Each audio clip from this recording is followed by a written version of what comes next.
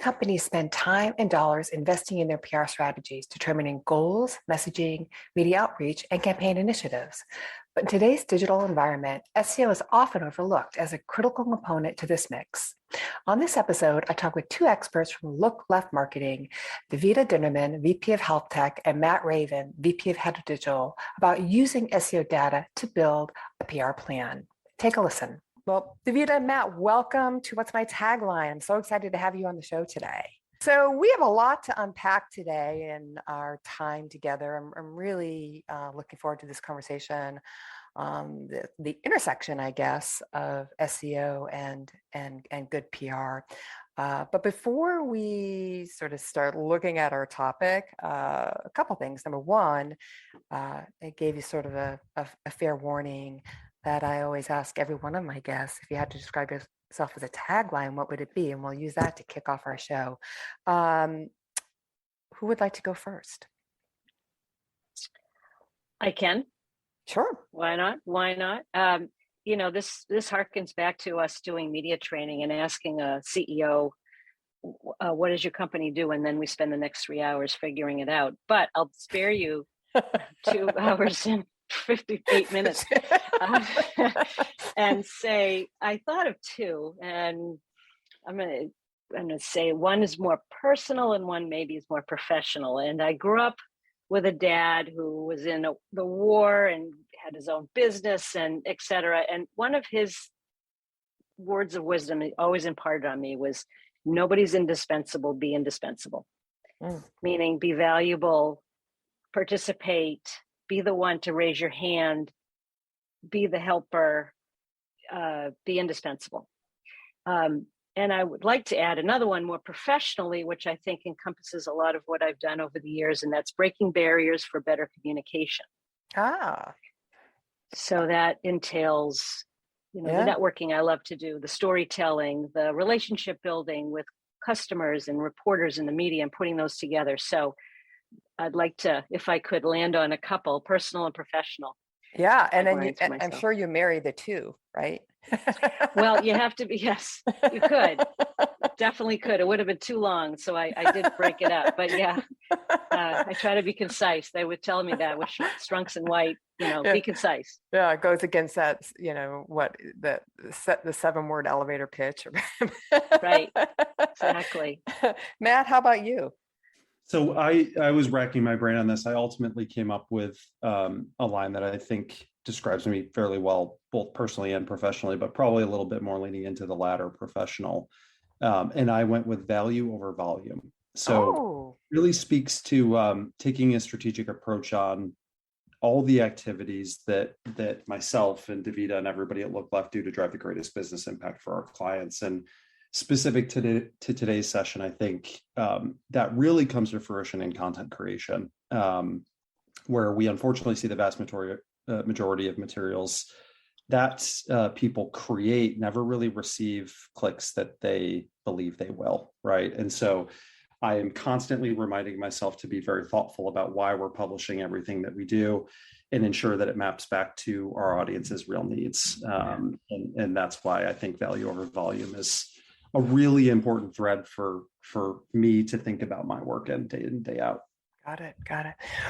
Well, great. So let's just real quick, so we can paint a picture for our listening audience, perhaps just give us a brief journey as to, your career and how you both ended up at Look Left Marketing and your job roles there.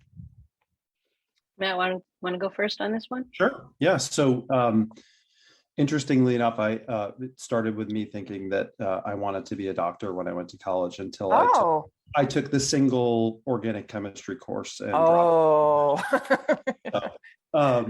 no, I started my career as an intern actually, and eventually assumed a leadership role at an SEO startup. The firm was called Terakeet. It's in a small market, Syracuse, New York, which is actually where I'm from, my hometown, before I relocated here to Boston.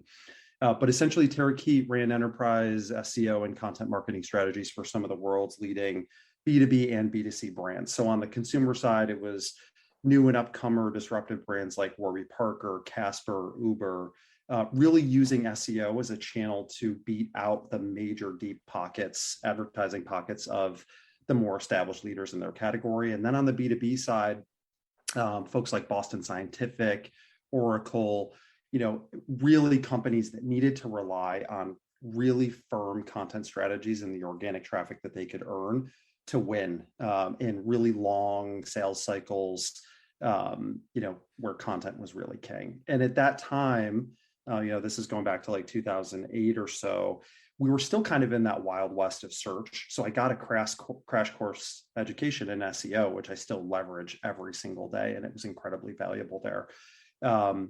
But the job for me, it just became very administrative narrow. I kind of realized that I didn't just want to manage big teams, which was ultimately where I rose to over the course of a 10-year career there. Nor did I really want to be siloed in SEO. It's a big passion of mine, but there is a whole landscape of digital marketing and content marketing. And so in 2018, I took an opportunity to lead the marketing technology practice at Shift Communications, which is what brought me to Boston. I really found a rounding in my organic and SEO marketing experience with performance marketing that ran across a number of channels ranging from social to programmatic, a lot of ABM, account-based marketing principles, and of course, content marketing as well. And with Shift, had the opportunity of managing and executing a lot of global strategies that span not just North America, but also EMEA, and even Middle East at times based on what our agency footprint was. So it was really great experience there. But again, I had this urge to get back closer to execution. I held a vice president role at Shift, and it was very sales oriented in nature. And I really wanted to get a little bit closer back to the practitioner side of me. And so I made the move to Look Left last April to help Brian and team build out the digital practice at Look Left, which is what I'm tasked with. And I just saw this massive opportunity with our technical and health IT media expertise, and ultimately our ability to write quality content. And my ability to add the SEO and digital principles to those workflows to just really exponentially increase the value that we can deliver to clients, right? It's not just awareness and storytelling, but it's also doing that in addition to building the foundation for traffic growth for you. And essentially what I'm trying to do in my current role is bring what would historically be 2 or 3 disparate disciplines in PR, SEO, and digital marketing into one agency relationship. And so it's been a really great year. And I think we have a lot of opportunity in front of us. So I'm very excited. Yeah, great. Davida.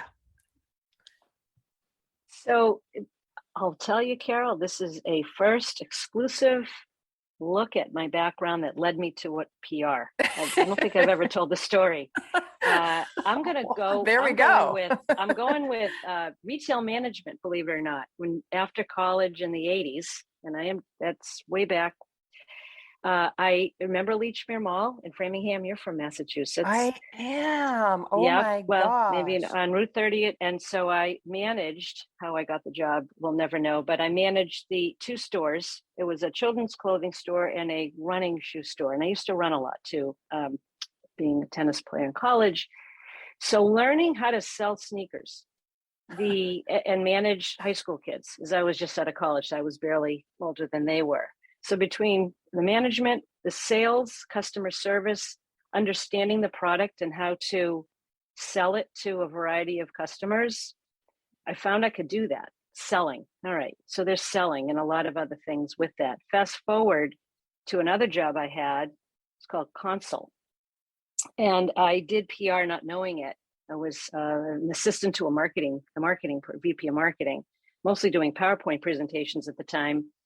But I got an article in the Globe about the company. It was in the South, near South Station. Got that article about the company in the Globe. Then 3 people told me about this PR agency called Schwartz Communications. And I said, what's PR? So I get an interview, and the woman, Joni, who was the HR, what are you here for? I said, well, 3 people told me to interview. So I guess I should be here. And she said, really? I said, well, I may be. And I pulled out the Boston Globe article. And she called the Paula May Schwartz and said, you might want to see this. I was hired the next day. And that was in 1996. And then for 22 years, in all its iterations of Schwartz Communications, which was probably the best training I could have ever gotten in PR. So Schwartz turned it to MSL, and one thing led to another, and I felt like it was time for a change. And Brian Scanlon, who's the founder and principal of Look Left Marketing, had started Look Left in 2017. I joined in 2018, so I've been there ever since. I think the industry has advanced even in the last 4 years, or at least we're opening our eyes to so much more like SEO than I did for, most of Schwartz. And we're just scratching the surface now, I think, of some of the advancements in science behind the art. Yeah. Well, first of all, that's a great segue. I do have to point out that, yes, I am grew up outside of Boston, and our relationship started when you were at MSL. So exciting to see you at Look Like Marketing. So let's get into it. And this, I listened to the episode, Matt, that you did on your Look Left at Marketing podcast about SEO and PR. And you've already alluded to this in talking about your journey. But I was staggered, and it is staggering when you said on that episode that literally over 90% of all content that is published doesn't get a single click. Mm-hmm. And we're a media company. Obviously, we've got 2 websites. We do news and articles. Obviously, if that was the case with us, we have folded our tent a long time ago. But I think what you're really talking about, perhaps, and you can let our audience know that is really content on these corporate websites, right? In general, right? Yeah. Exactly. Okay. Yeah. So I guess let's use that as a starting point to frame out this conversation, because clearly for people who are listening, they obviously, if they're looking at their own Google Analytics, must know their content is not getting clicked on, right? So, I mean, yeah, that just seems like a natural thing, like, oh, we're publishing all this content and nobody's bothering to click on it. So let's use that as a starting point and start talking about where SEO can help. Yeah, absolutely. So yeah, that is one of my favorite stats ever for those that are interested. There's a report published by Ahrefs, which is an SEO tool, a leading tool provider in the space. And essentially what it states is that over 90% of content that's published online on websites, corporate websites, receives 0 organic traffic, right? So for us as content creators and marketers and PR professionals, that means that nearly all of the content that we spend lots of time and money and other resources developing will never be found by the audience that we intended it to, unless they're engaged at the exact moment that it hits the front page of the outlet that we've put it on, or that it's on the splash page of our homepage or our blog section of our website, right? And so the opportunity is that a PR and content marketing strategy that's uninformed by search really isn't going to get you anywhere. I always use the analogy that you're writing with invisible ink, right? And so the opportunity that search provides is to make the maximum, to get the maximum impact and value from all of these efforts that our teams are working on and collaborating on day in and day out. And so because of that, I think SEO and PR are incredibly integrated. I would argue that today, neither of those disciplines can operate effectively without the other. With how many customer journeys, again, over 90% start with a search engine. We know that earned media is a key point of influence, but the ways that people find and consume content and tell stories is drastically different, right? And so it's not just the case that our potential customers are reading through loads of only semi-relevant stories to find what they're looking for. That whole process has been replaced by this precise opportunity that search engines provide, right? All of us today can go to Google, type in exactly what we want at the exact moment that we want it, and get 10, 15, 20 results served to us that by and large are going to help solve the problem and answer the question that we're looking for at that point in time. And so because of that, PR has had to adapt, and there's still lots of room for it to adapt, right? And to do so, you really have to be thinking of those SEO components from the onset, not just at the end, but from the beginning, right? If we do that, and we can talk about ways to do it, we'll improve the discoverability of the content that we create. And we can then take more credit for that PR effort from just supporting maybe broader awareness goals, but actually driving qualified traffic and generating inbound leads, right? And so tactically, what that means is that, and Davida and I talk about this all the time, keyword research is sort of the foundational SEO tool, right? It's an exercise that shows us what keywords relevant to your brand and your content library you should be trying to position it for, right? Because there is real search intent and there's real search volume, and it's where our customers are looking for information. This for years, decades even, was viewed as an SEO tool and an SEO tool only. But today it's critical that it's something that's owned by the entire marketing organization, right? And the idea is that if you have that locked in, then before you write a single press release or a blog or a white paper or a case study, you should know exactly who your audience is. And even more importantly, the language that they're using in the real time, in the current moment, to identify similar content that already exists, right? And then you can mobilize all of that information to a piece of content that doesn't just get 0, 1, or 2 clicks over the course of a week or a month, but something that can actually drive meaningful traffic in the week that it's published, but years to come, so long as it's staying refreshed. And so, that's one piece of it, but the ties and the integrations between the two are just incredible. And the importance to bring them together, I don't really think it's a nice to have anymore. I think it's a must do. So Davida, you're I'm just trying to, picture this conversation. So you're on the client side, right on the content side, and you're working with the client, and they are talking about those particular content assets. They are talking about, we want a white paper, we want a case study, we want a research report, we want, a series of thought leadership articles to publish on our site. And they probably, they may already have ideas as to what that content is going to look like and feel like. Maybe it's based on content they've already published in the past. And so you go, whoa. Let's start first.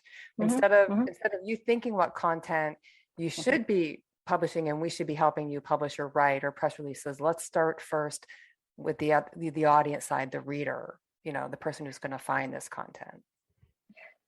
Agree. And also it gives them pause, step back and say, as Matt said, forcing other decisions.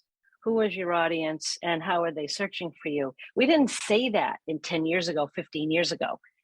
We kind of thought it. And I remember maybe around that time saying, what word should we be using? But maybe it was before the real SEO technology and science was maturing. But they have to understand that, as Matt said, one doesn't go without the other, even though they may think it. And it's an essential part of it. So you can still do that, but it makes them think a little more. And it gives them a reason to go back to others in the company and say, whether it's sales or marketing, what are the prospects saying? How are they finding you? What is sales hearing?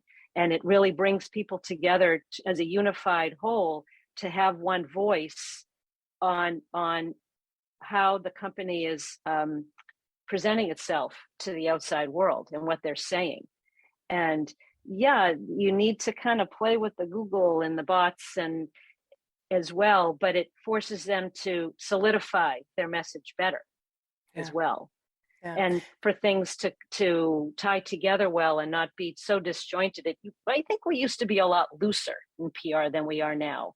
And a conversation would be, sure, let's write that, versus, hang on, does that make sense for you in the long run and what's going on in the back end of the website? But something that I think too, to your you may be facing and talking with these clients, and Matt, you actually mentioned it on the podcast as well, this issue that a lot of people who are working for companies and dealing with content, SEO just feels so technical, right? Yeah. That I don't understand it.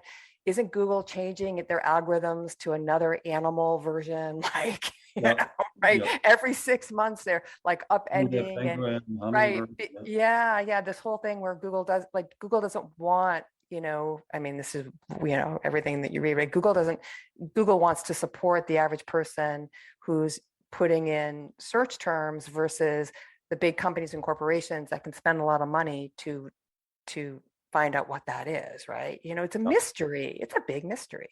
Yep, absolutely. And that's actually what I focused my recent presentation on at HIPMIC was really one of my missions in marketing at Look Left and with all of our clients and pretty much anybody who will listen is to demystify search. It gets a highly technical rap. For those that know me, I'm probably one of the least technical human beings on the planet. But you can be that and still have a really firm grasp on how to implement SEO and optimization principles to have an impact, right? There's a very wide spectrum of things in the SEO discipline. About half of them, I would say, are more owned by the traditional webmaster and somebody who's managing your website. Mm-hmm, and sure. Those are very granular technical things. There's no doubt about it. That is highly technical. But the other half of SEO is really just being a content strategist and using pieces of data to help supercharge the impact of the content that we were going to write anyway, right? And so I just kind of always encourage people to start really small, to think about, forget about keyword research. Tell me the 10 things that your CEO is constantly telling you they want to be on page 1 for, that they want to be famous and known for, right? And let's start there, right? From there, you can input those 10 words or phrases into a lot of tools that you have easy access to. And before you know it, you probably have 200 or 300 keywords that you could then build a strategy around, right? And so I think it's just, if you're feeling that pinch, rest assured that, yes, there are thousands of technical components that Google uses in its algorithm to determine who ranks where exactly, right? And there's no point in confusing or concerning yourself with all of those. 90% of them map back to 2 things. The first is, how much quality optimized content do you have on your website that speaks directly to the topics and products and solutions that you're qualified to rank for within your organization? And number 2, how many other people find that content valuable? And the way that Google measures that is backlinks, right? And so knowing that, you just got to start small, understand the areas that you really want to win in, for lack of a better phrase, and then just start to implement minor changes to the content. Before you write a piece, think about what those 10 words were, and then the 10 other supporting secondary keywords that the tool of your choice returned that told you should be ranking for, and make subtle changes. Include them in the title, include them in the title tag, reference them in the meta description, use them in your subheaders, right? All of those little things will start to show incremental improvement, but it will also prove to you individually and as a marketing organization that it's not as complicated as you've once convinced yourself. Are those the kind of conversations you have with clients, Davida? It is with Matt, with me, of course, but it's in every industry, we all go through evolutions of difficulty and challenges, or else it would just we would still be in the 90s. So and PR is a big pie. You've got media relations, you've got analyst relations, you've got speaking, you've got awards, you've got content, which has changed a lot. Back in the day, you could probably place a piece of content in 10 publications and that would be great. And now you're worried about maybe getting one really good one. Yeah. So we've always evolved, and we've always had to adjust to changes. And this is the latest one. And I think it's one that's really important because mastheads are shrinking, companies are becoming their own content engines, and if you can even get a backlink from a publication, it's a home run. So it's also this collaboration between the publishing world and companies and people who write the content. So there's, it's a 360 view of it all. And what Matt does is we talk about PR and say, and we can make this even more even louder for you in a good way. And here are the steps, and that we have to take them through steps. There are some organizations and people in the organizations who are sophisticated. They'll throw out the term SEMrush and all of the terms for evaluation and analysis. And then there are some that are going, so by earned media, you mean, so you know where you stand in the education you need to offer, and we adjust to that. And right. So you adjust to the level that you're speaking to. I mean, yesterday we talked to a company that realized, and not a small company, and buying a lot of other companies in health tech, and realized that when someone had actually input their keyword of what they did in Google, their company name wasn't coming up. So there's an issue when there's an issue. There's an issue there. What do? You call the SEO, SOS SEO from that. And also realize that this company was putting their eggs in two health tech publication baskets. And so to Matt's point also about value over volume, we're finding that people kind of get distracted. They're almost like, now they're going either or. Either we do content internally or we go external. And if we go external, we're going to do it in a very small way. So I don't know, is the term zero-sum game? You don't want it to be a zero-sum game. You want it to be additive, but it takes some people a little bit of time to let go of certain things, add other things. It's a back and forth process to adapt to something new and make it part of your habit, of your everyday vernacular. Yeah. So we've got about five minutes left here in our time together. Man, that's gone by fast. I would love to know. I always like to have like a crystal ball question. Obviously, PR has changed. Search has changed. PR is what you're saying. Digital consumption, digital habits have changed, I think, how PR is done, and I guess ergo SEO, since now we have phones too and other devices to do our searching on. But is there anything new coming down the pipeline here with SEO? I mean, it's always seems like it has been and will continue to be keyword driven. Is that just will that always be the heart of the matter? I mean, obviously, when you pull up a Google or a web browser, you're putting a search term in, so it makes sense that it is keyword driven. I'm just wondering, for companies out there that maybe struggle with that concept or have good content and need to give it some life to it. Is there more to it than that, or these are the basics, and it's really about understanding and grasping what it is that you need to do in order to get seen in those organic search results, not the paid ones, but the organic search results? Yeah. I think it's, in summary, the keyword is the enabler that the user uses, right? That's a great way. Find the content, but the process is unfortunately not as easy as that, right? I think it's, what we try to do is align our content, both the content that we have that exists that we can make changes to retroactively, but also, and equally as importantly, the content that we're just in the process of planning to create, right? We need to map all of that to keywords and what I refer to as topic clusters, which is a set of keywords, right? Which is sort of how Google operates, not just one for one, that each of those unique pieces of content can potentially rank for.